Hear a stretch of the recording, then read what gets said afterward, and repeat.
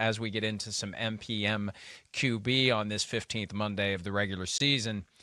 Mike Zimmer, a couple of times yesterday, went for it deep in his own end. One was kind of a Barry Switzer thing, second quarter, 5 minutes, 52 seconds left, 4th and 1 on their own 34, trailing 17-7.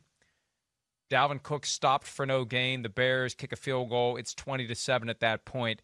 That one was odd to me. It was just odd. That's the only word that I can think of that doesn't involve profanity. It was odd to go for it in that spot and to do something as basic as run it right into the teeth of the Chicago defense.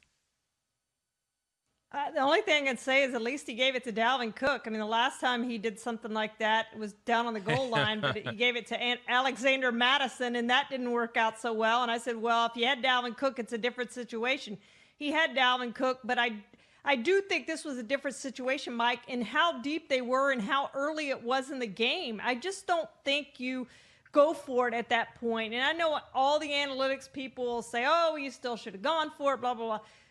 I agree with some of the analytics stuff. I just don't know if that early in the game, in that situation with the score of the game, that you go for it. There's just too much time left, and you have a chance to come back. You look at what the Bucs did, and I realize the Vikings weren't playing the Falcons, and we know how the Falcons tend to fold. But they had plenty of time to mount a comeback after that if they had just punted the ball. Look, I'll say what I said earlier today on PFT Live about analytics, and I think there is definitely a place for analytics. It's important to understand at a deep level the statistics generated and the extent to which those statistics will indeed predict future results. But those percentages that we see of going for it versus punting and what you should do and when you should do it, those are the result of years and years of iterations to get to those percentages. Most football coaches do not have the luxury of playing that out over the course of years and years and years. They have limited opportunities, and when you start doing unconventional things, you end up getting fired before the percentages start working in your favor. That is the big flaw with analytics. You don't have 10,000 chances to do this same thing, and hey, if we do it 10,000 times, 5,050 of them are going to go this way, so we should always do it that way. No. And 4th and 1 on your own 34, with or without Dalvin Cook, you don't run it into the teeth of that defense. You just don't do it. And not that at the end of the day it made a huge difference to the game, but it was an attitude type of thing. And here's where I think it affected the Vikings, Charean, when they needed it with 2 minutes left, 4th and 1 on their own 29, they threw.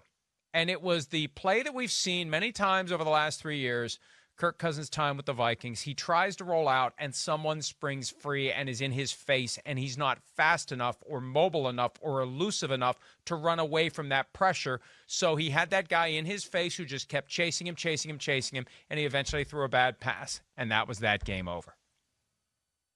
Yeah, and they had gotten the interception in the end zone before that, Mike. Cameron Dantzler got that. The Bears were driving. They were at the 6-yard line, and they get the interception, just what they need. They have plenty of time to drive down and try to win the game, and they couldn't do it. And that 4th down play, I think, was emblematic of what this team has been this year. They haven't been able to make the plays when they've had chances to make them. Mike Zimmer has proved to be very aggressive this year, I think more than any other year, and he's gone for it on multiple occasions that you probably question a little bit. And on that first one, Mike, you know, with the struggles that Dan Bailey has had, I would not have minded if you're bypassing the field goal to try to go for it. But that deep in the end zone, in the end of your field, I just don't think you do it at that point when you're still in the game. And this is why the Vikings are where they are and why they're going to be on the outside looking in and why Mike Zimmer's going to go into next season on the hot seat, perhaps the hottest seat of anybody in the NFL, Mike. It is another example of how an isolated handful of decisions, moments, calls, whatever, determine the difference between making it to the playoffs and not making it to the playoffs. And that if that handful of moments over the course of 17 weeks go your way, if enough of them go your way, you're in. If enough of them don't go your way, you're out. We talked earlier today on PFT Live about this whole Colts and Texans dynamic. 2 games, 2 weeks apart. where the Colts get some fluky thing that goes their way to preserve a victory. You take away those 2 wins, Colts are done, right? They're done. Just those moments, Colts are done. Those 2 things go their way. You take away one of them and they may be done. When you look at the fact that between the Browns and the Colts or the Titans and who else is in that scrum that's trying to get a playoff berth? The Dolphins. Somebody's going to not make it. And it would be, and the Ravens. It would be the Colts on the outside looking in if those games hadn't gone their way against the Texans. So it's just crazy how it can happen. But that's just what makes those decisions even more important, and it puts so much weight on them. And again, they're isolated decisions. The idea that you blindly adhere to numbers that are the product of thousands of opportunities to craft those averages.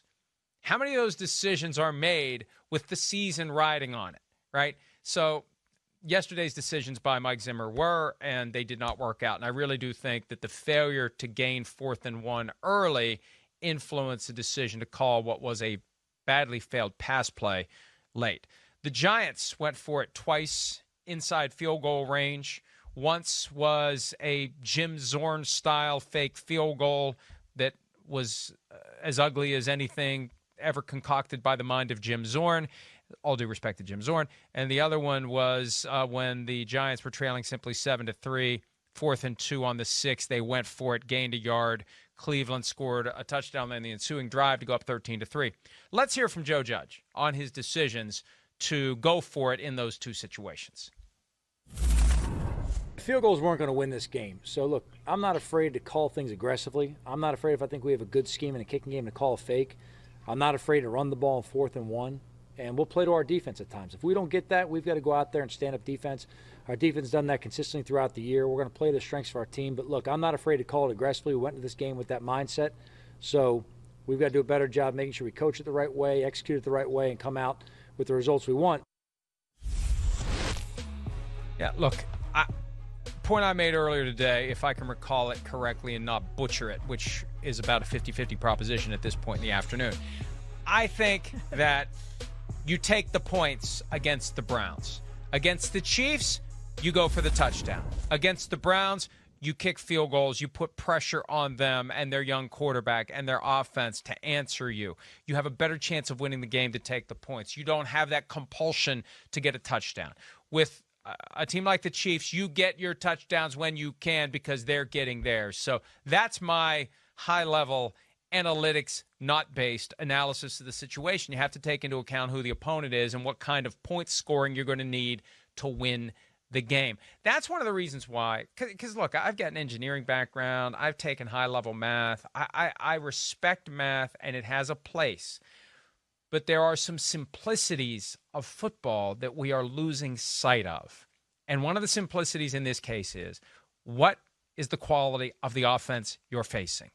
This offense isn't a high-octane attack that is destined to score 30-plus points. Therefore, you take your points when you can. It's that simple, Charean.